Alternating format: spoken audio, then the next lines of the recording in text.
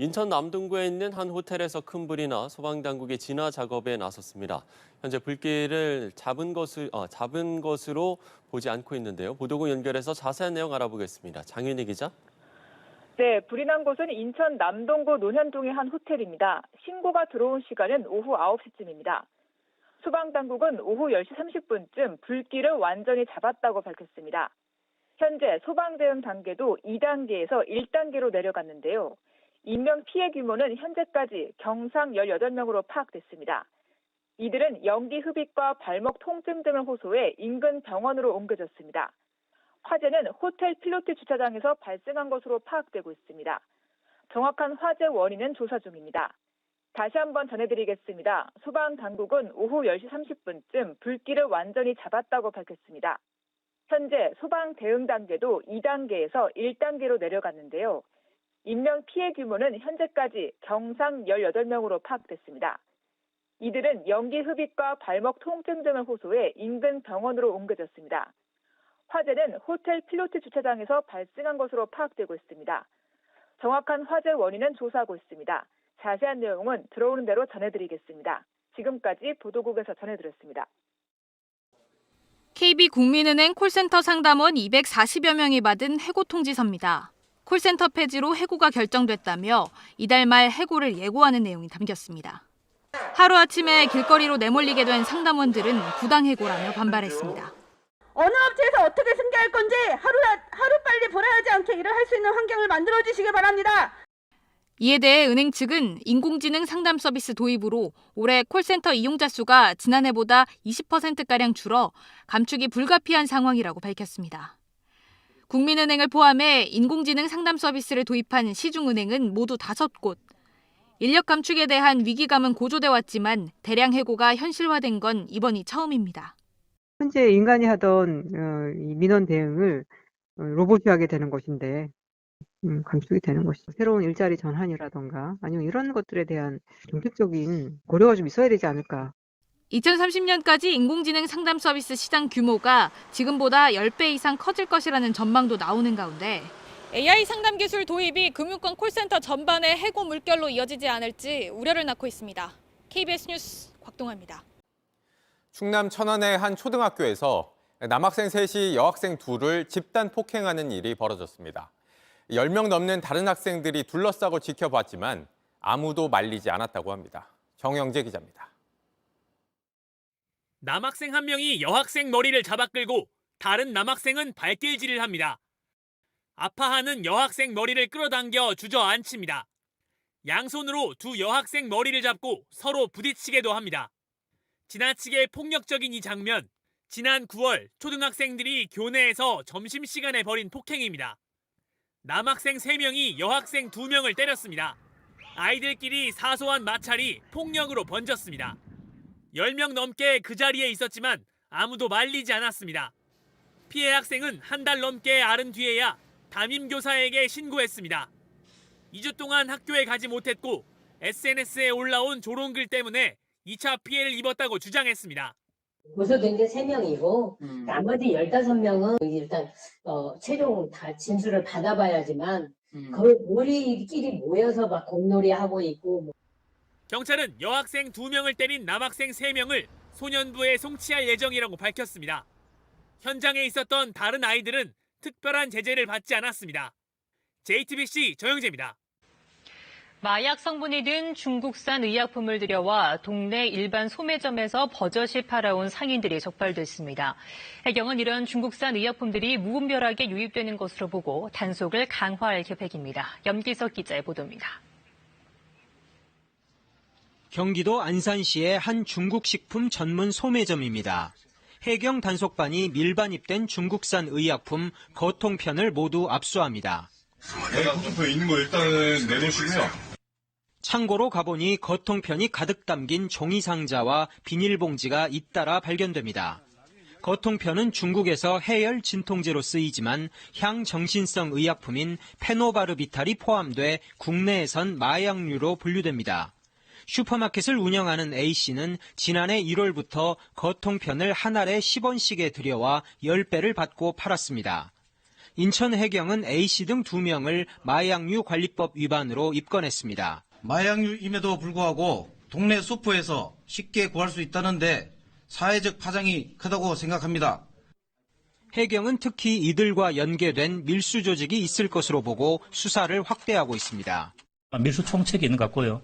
그 보따리 상인들을 한테 그걸 따로 수집을 해서 이 사람들 다시 넘기는 운반책이 있고.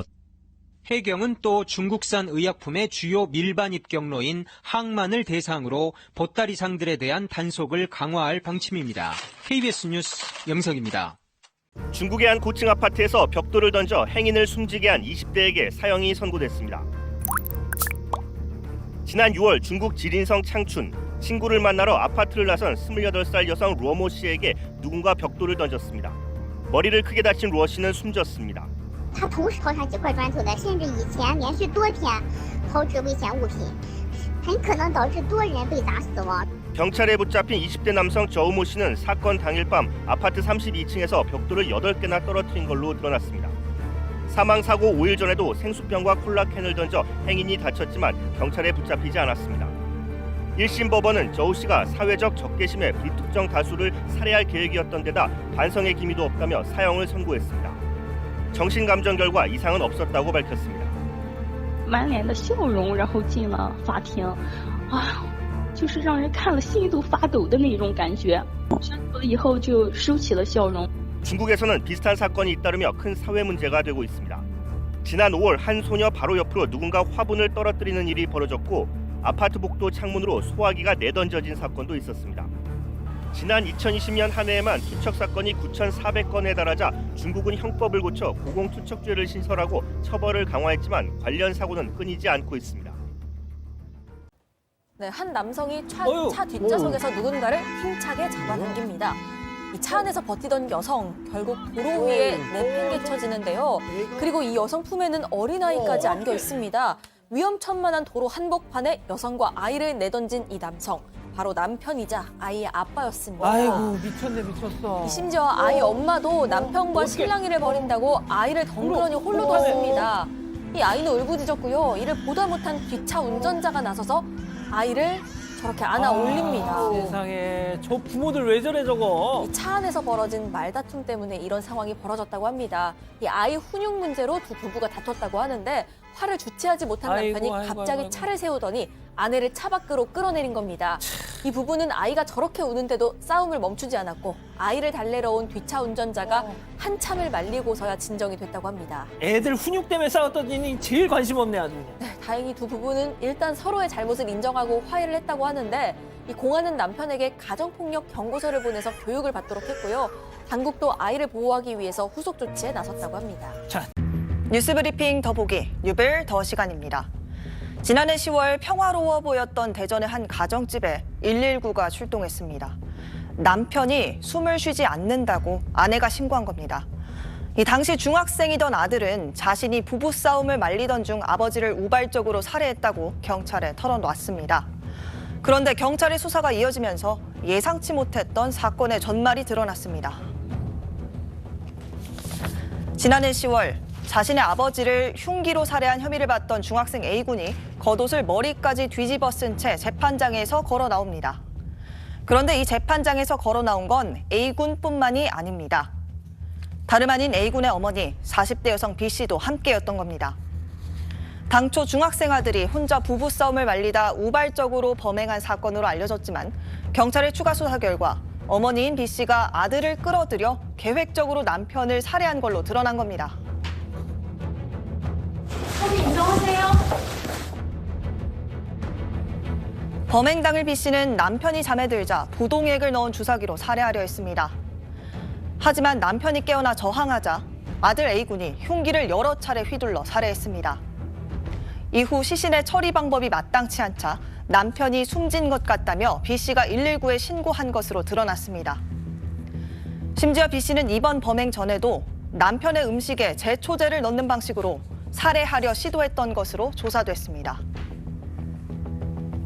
중학생인 어린 아들까지 살인범으로 만들면서 잔인하게 남편을 살해한 겁니다. 이 경찰 조사에서 아내는 평소 남편의 상습적인 가정폭력에 시달려왔다고 털어놨습니다. 그런데 더 조사해보니 이것도 거짓말이었습니다. 오히려 폭행을 당한 건 남편이었던 겁니다. 남편 C씨는 살해당하기 한 달 전쯤인 지난해 9월엔 아내가 던진 소주병에 맞았고 며칠 뒤엔 잠자던 중 아내가 소주를 넣은 주사기로 눈을 찔러서 다쳤습니다. 아내 B씨가 주장했던 남편의 가정폭력 정황은 발견되지 않았던 겁니다. 진짜 범행 동기는 따로 있었는데요. 수사기관의 조사 결과 B씨는 남편이 자신의 언어장애를 비하했다고 여겨 평소 아버지에게 불만을 품고 있던 아들을 끌어들여 남편을 살해한 걸로 파악됐습니다. 법정에선 아내는 결국 무기징역을 선고받았습니다. 이 재판부는 아내가 남편을 살해하기로 결심하고 오랜 기간 준비한 뒤 망설임 없이 범행을 저질렀고 15살에 불과한 아들을 살인범으로 만들었다며 극악 무도하다고 판단했습니다. 대법원은 아내 B씨의 무기징역을 확정했습니다. 앞서 1심 재판부는 B씨에 대해서 무기징역을 선고하며 흉기를 휘두른 것은 아들이지만 아들을 유인하고 범행을 주도한 건 B씨인 점, 또 진심으로 범행을 뉘우치는 것으로 보기 어려운 점 등을 고려했다고 밝힌 바 있습니다. 또 아들 A군에 대해서는 범행 내용이 중대하지만 나이가 어린 소년으로 개선 여지가 있어 보인다면서 장기 15년, 단기 7년을 선고했습니다. 당시 A군은 항소를 포기해 1심에서 형이 확정됐지만 아내 B씨는 형이 너무 무거워 부당하다고 불복하며 대법원까지 갔습니다. 하지만 대법원은 판결을 뒤집을 만한 사항이 없다고 판단해 변론 없이 무기징역을 확정했습니다.